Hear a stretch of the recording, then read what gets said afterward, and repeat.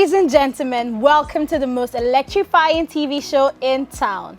It's time to get ready for a fun-filled show full of thrills and unexpected twists. I am your host, Kim Opera, and this is Trending.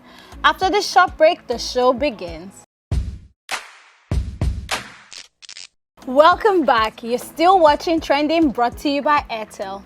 Ladies and gentlemen, we have a special guest today with us, the uber talented singer and now actor Chike. Hi. Thank you for having me. When you said Uber, I was expecting super. How you doing? I got to my English. I'm good. I'm chilled. I do all right. You're nice, eh? Uh-huh. Iffy. The man of the moment. Yes, so Chike, aka Iffy. How's it been going now? How's it been going? We do all right now. Every day we push. Every day we express art and have fun while doing it. Did you ever expect to actually be in such a star-studded movie? I mean, I don't write the scripts, and I mean, I would say I'd hoped, and I'm happy it came through. Right? Because I mean, you've dabbled in acting yes, a bit in the past, right? I have. How was your reaction when the script was sent to you? Man, I always tell people whenever I see a script that comes from Jade, the director, the producer and the director, I always just know it's going to be amazing. So I already knew that. I mean, this is something that would be great. But I mean, how far it's come already? No, I didn't see that one coming. You didn't see it coming, right? No, I can't say I saw it coming, to be honest. I won't say I saw it coming from when I got the script, but we're there now. I mean, yeah, Gangs of Lagos is the talk of the town right now. They don't give me a word. That's why I post I know, Iffy. right?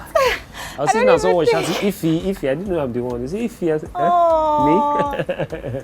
That's so nice. Yes, how does that feel? But how does that even feel to be known as another name other than Chike the artist? I don't even know what to say. But I can tell you that, I'm super excited that people connected to the character that much in the movie, and it means you were able to touch lives. Yeah, a lot of people were very angry that you were killed out of this. Everyone was like, why was it Iffy that had to die? I did it live. So, can you give us any of the in-house tea while you guys were shooting, like how the production was on set? How was it working with Adesua, Toby, and and the rest of the cast? Working with Adesua was interesting for me because I knew that she's one of the leading women in the acting industry. So for me, I was super excited that I got to play alongside her. With Toby, we already had an existing relationship. We did get courtesy the gym, So getting these people together and working with them, it was just super exciting for me. It wasn't anything. I didn't have to be out of myself. It was people I was already comfortable with. Yeah, and that energy, I believe, showed in the work rate, and in the movie and in what we're seeing now. What of Mama Iffy? the connection was very original. So the good thing with that one is I've always, both old Nollywood, all the movies, she's just everything when it comes to an actress. And, she playing my mom, I won't even lie to you, when I first saw her, I was like, I know she can play my mom, yeah? But with how she had kept feet and everything, I'm like, this one I know be cousin. So she made sure she kept herself in in great shape, and that's just my personal comment, and I'm just telling you one of the things I felt when I realized that she was going to be my Iffy. But she pulled it like she always does, to be honest, and I'm super excited that I get to get another on-screen mother. The first one was Auntie Shafi Bello on Battleground. You've had amazing mothers on set. They take you They always take it offset and onset, like they're really coming through for you. Yeah. So how has it been so far, from the shooting process to the promotional? I think this is one of the major movies that have actually been blown up in recent times. Yeah, so because of what social media is, right? For me, a lot of times when I see chats, even in the music space, you know, it's easy to just feel like maybe it is tampered with, or, you know, when this movie came out and I was seeing, oh, top 10 in the UK now, top 10 in America, top 10 in Canada, top 6 in Canada, and, you know, I just thought it's one of those, but it's actually happening for real, because I get messages from people, you know, from Nigerians in diaspora. I have friends from South Africa who are not Nigerians who still message you about the movie. I have friends from Ghana. So the good thing is, you know, promo is a huge part of any work, you know. Should it be movie, should it be music, but it's just amazing that you can see that people connect to the content, if whether you're promoting or not, because you can promote and people still just don't pay attention. But it's just magical when you see that you put the money and the promo and the visibility behind a body of work or a project, and people, you know, connect to, and the reception is still genuine. It doesn't feel like you force them to look at it. It just feels like you told them, hey, you're missing out on something great, and they're like, oh, thank you for bringing it to me. Yeah. Wow, I mean, I'm very, very happy for you, because I mean, I followed your journey for years. Yes, you have. For years, like it's crazy. I'm super, super happy. What was your favorite scene in the movie yourself? I'm doing to you what you're doing to me now. Let me ask you a question. Honestly, the part that really got me was when your girlfriend or something, when she was like, "You abandoned me and our child." This one thing, you're like, I'm like, I didn't expect you to have that type of scene in a movie. Yeah. But like, it was really executed, yes, like because properly. I've never abandoned any in this life. But I mean, you've served breakfast a couple of times. I've been served too. You've been served? Goes around. You give and take, eh? So let's talk about Chike, the artist. Yeah. Music for you has been, I mean, it's been another dimension entirely, and we've seen your growth in the music space and whatnot. Would you say that right now this new conversation around TikTok being like a major like boost for like musicians and all of that, would you really say it has really affected you as an artist? Has it really helped? I'd say TikTok is a positive thing for sure, because, you know, my simple understanding, promotion is calling people's attention to something, you know, and, you know, TikTok makes it easy.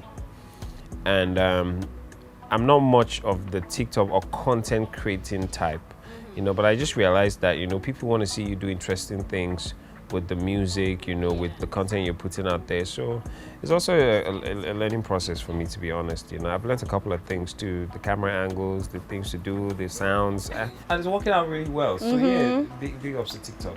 Yeah, so talking about the sounds, right, would you really say that people are more interested in like good music or the beats? It's a tricky conversation, you know, but I will speak for myself and the way I analyze music, right?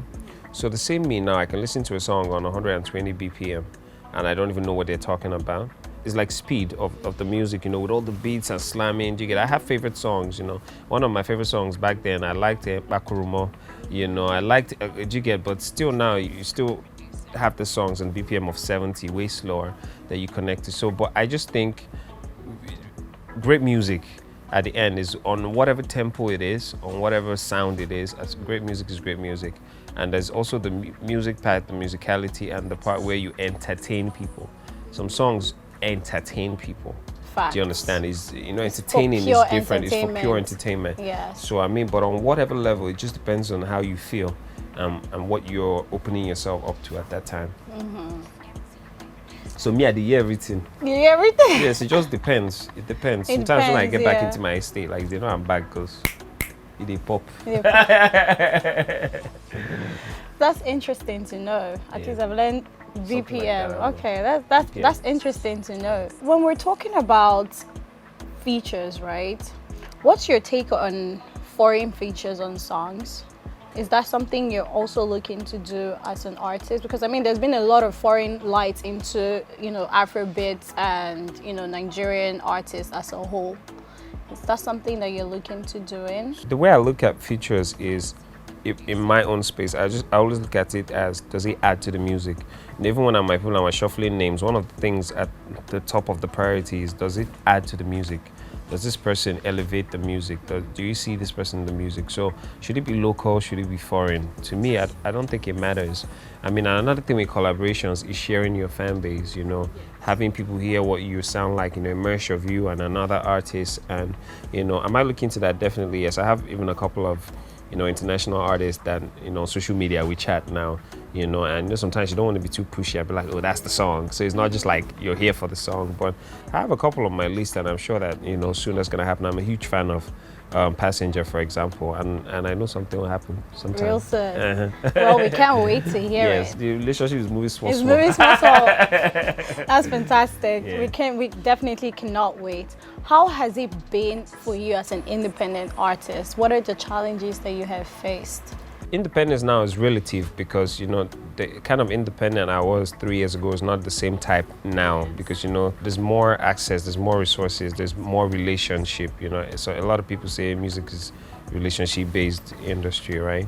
So for me, being independent, it's not the easiest thing to say, but it's happening now. As far as you have the base and people are listening to it, it's a good place to be. But like I said, the kind of independent I was 3 years ago is not the same thing now because people always need to come together to make it happen. But how were you able to stay consistent? Because if there's one person I know that has stayed true to their sound, I know it was not easy for you. The consistency part. Sometimes, I always try to awaken myself to that motivation again. I would say that subconsciously, the consistency to even get here and get ahead at all was just when I realized that nobody was paying attention. Those you thought were going to open the door for you, they had no intention of doing that. I remember back then I used to do my Tuesday night sessions, it's something I still do to now. And you see how people react to the songs, and you now start thinking, why not put it out? Even if it's just 500 people are listening, that can multiply.